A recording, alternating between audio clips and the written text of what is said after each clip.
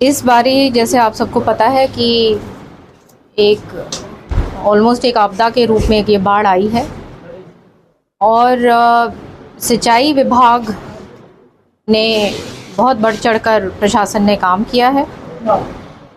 और यहाँ पे जैसे आपको पता है कि तोशाम में सागबन जैसे है, डांग, कला, खुर्द, बीरन, ये गांव हैं जो प्रभावित हैं, जहाँ पे आबादी में भी पानी आ गया है। क्योंकि आपको पता है कि ये इलाका ऐसा है कि दोनों तरफ से पानी यहाँ पे आता है और लो लाइंग एरिया है, तो पानी यहाँ पे इकट्ठा हो जाता है। और पीछे क्योंकि सारा की सारा जो डी वाटरिंग प्रोसेस भी सैचुरेटेड है, तो यहाँ पे प्रशासन ज़ोरों शोरों से लगा हुआ है। जहाँ पे पंप सेट्स, वर्टिकल टर्बाइन्स, यहाँ पे क्यूनेट से जो छोटे ये अब चैनल्स भी बनाएंगे जहाँ पे पानी निकाला जाएगा। और पूर्ण रूप से पंचायती राज भी लगा हुआ है। तो हर तरीके से यहाँ पे पूरा एडमिनिस्ट्रेशन, हमारे जो एससी हैं वो सारे की सारे यहाँ पे 24 घंटे फील्ड में रहे हैं, डीसी साहब फील्ड में रहे हैं। तो और मैंने भी पूरा की पूरा जुड़ी रही हूँ कि क्या चल रहा है। सीएम साहब ने खुद बात करी तो शाम को ख़ास तौर पे लेकर, क्योंकि यहाँ पे आबादी में यहाँ पे काफ़ी जो सीधा जो पानी गया हमारे गांव में, तो उनको भी बहुत चिंता थी। तो ये सारा की सारा काम लगा हुआ है और पूरा प्रशासन लोगों के साथ खड़ा है और लोगों को भी ये मालूम है। काफ़ी नुकसान हुआ, क्या केंद्र से कोई राहत पैकेज की मांग भी हरियाणा सरकार की रहेगी ओवरऑल मुआवजे? देखिए, एक तो ये क्षति पोर्टल है जहाँ पे अपना ये सारा दर्ज कराना होगा कि किस तरीके से कहाँ कहाँ नुकसान हुआ है, और उसके अनुसार भी कॉम्पनसेशन मुआवजा दिया जाएगा। उसके अलग से सीएम साहब ने चाहे जहाँ पे ये जो घर टूटे हैं, जहाँ पे पशु नुकसान जहाँ हुआ है, ऐसी जो चीज़ें हुई हैं, वहाँ पे हर एक अलग अलग तरीके से सबका जो है मुआवजा का वो तमाम चीज़ जो सिस्टम ने पूरा वो तैयारी कर ली है और वो लोगों तक पहुँचेगी, ताकि जैसे ही ये पानी थोड़ा सा और निकलने लगेंगे, रिसीड होने लगेगा, तो ये सारा की सारा जायज़ा भी शुरू हो जाएगा।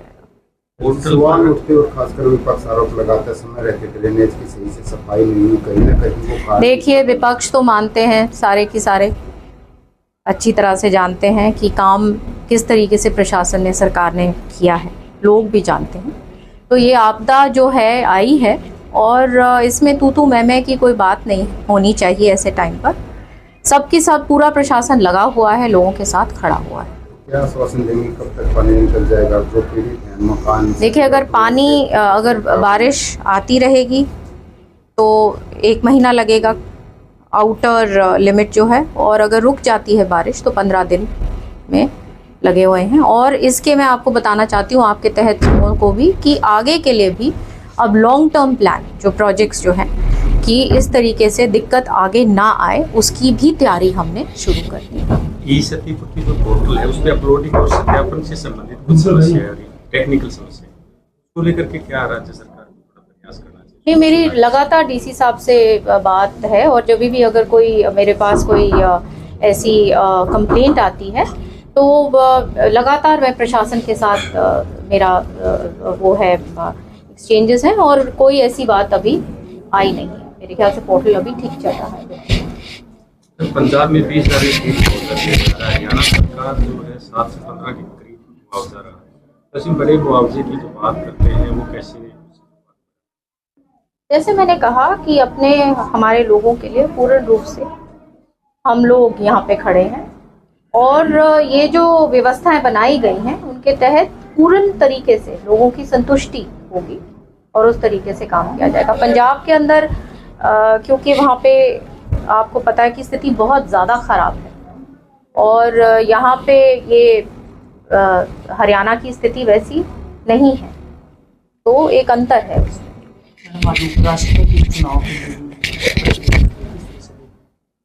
रिजल्ट आएगा, आपको पता चलेगा। क्या लगता है कि उनको हरियाणा का भी दौरा करना चाहिए? दौरे से पंजाब को कितनी राहत मिल पाएगी? कि प्रधानमंत्री जी हैं, उनका पूरा देश है और हरियाणा में तो वो बार बार आए हैं और आते रहे हैं, तो वो उनका कहाँ प्रोग्राम बनता है मैं उसके ऊपर कैसे मैं जवाब दूँ। लेकिन प्रधानमंत्री जी जहाँ तक हरियाणा का सवाल है पूरा हमेशा प्रतिबद्ध रहते हैं हरियाणा के प्रति।